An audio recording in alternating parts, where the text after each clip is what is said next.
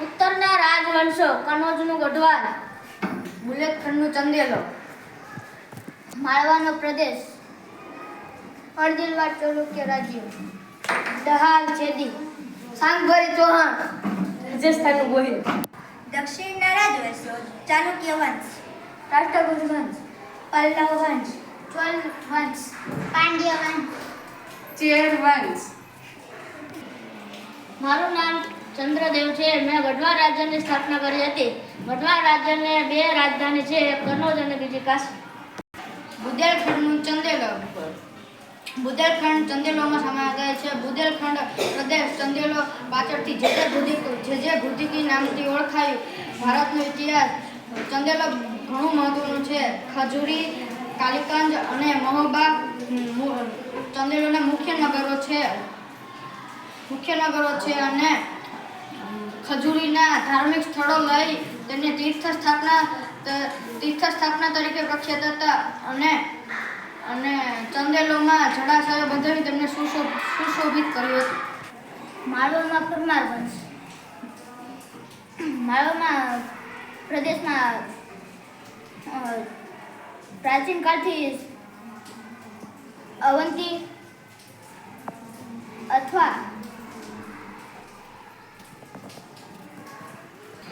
અને પૂજનીય રાજ્ય તરીકે ઓળખાય છે. પરમાર વંશમાં સિયક, મૂળ જેવા રાજા થઈ ગયા. તેમાં શક્તિશાળી રાજા ભોજ હતો. રાજા ભોજે ધારાનગરીની મહાનગર શાળાની સ્થાપના કરી હતી. ચાલુક્ય વંશનો રાજા જયસિંહ હતો. તેનો પુત્ર વનરાજ ચાવડા હતો. ઈસવીસન 756માં સરસ્વતી નદી કિનારે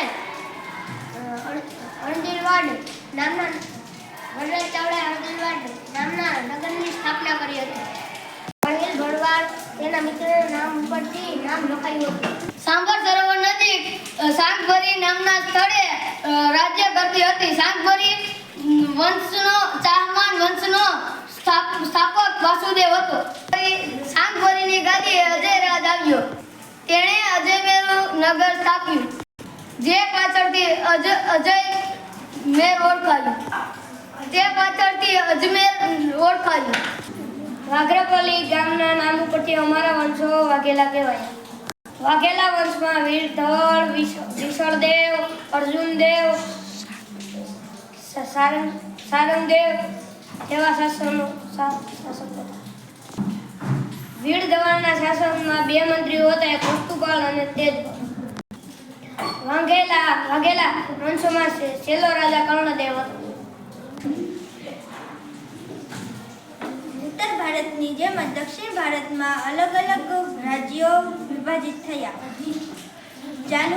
ચાલુક્ય વંશમાં પ્રથમ રાજા જયસિંહ હતો. પુલકેશી પ્રથમે વાતાપીની રાજધાની બનાવીને અલગ સ્વતંત્ર રાજ્ય બનાવ્યું હતું. આ વંશ વાતાપીના ચાલુક્ય વંશ તરીકે ઓળખાયું. આ વંશમાં કીર્તિવર્ધન, પુલકેશી પ્રથમ, પુલકેશી બીજા જેવા મહત્વના શાસકો થઈ ગયા. રાષ્ટ્રકૂટ વંશનો 97 હોદ્દા ધરાવતા આ વંશનો પ્રથમ રાજા ઇન્દ્રદેવ ગોવિંદ ત્રીજો હતો. તેમાં સૌથી વધુ શક્તિશાળી રાજા ગોવિંદ ત્રીજો હતો. પલ્લવ વંશની સ્થાપના ભગદેવે કરી હતી. તેમની રાજધાની કાંચીપુરમ હતી. મહેન્દ્રવર્મા પ્રથમ, નરસિંહવર્મા બીજો તેમના મહત્વના શાસકો હતા. ચોલ વંશનું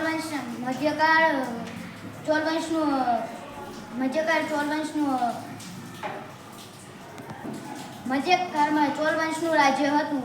ચોલ વંશની રાજધાની તાંજોર રાજ પ્રથમ, રાજા ધીરમપત પ્રથમ અને રાજેન્દ્ર પ્રથમ હતા. પાંડ્ય રાજ્ય પણ હતું, પણ પાંડ્યનું નાનું રાજ્ય પણ હતું, પણ વેપારીનું મોટું મથક હતું. સમય ચેરવંશનું રાજ્ય શાસક હતું. તમિલથી અલગ થયેલા એક ભાગમાં ચેર વંશનું શાસક હતું. ચેરનું બીજું નામ કેરળ અથવા મલયાલમ હતું.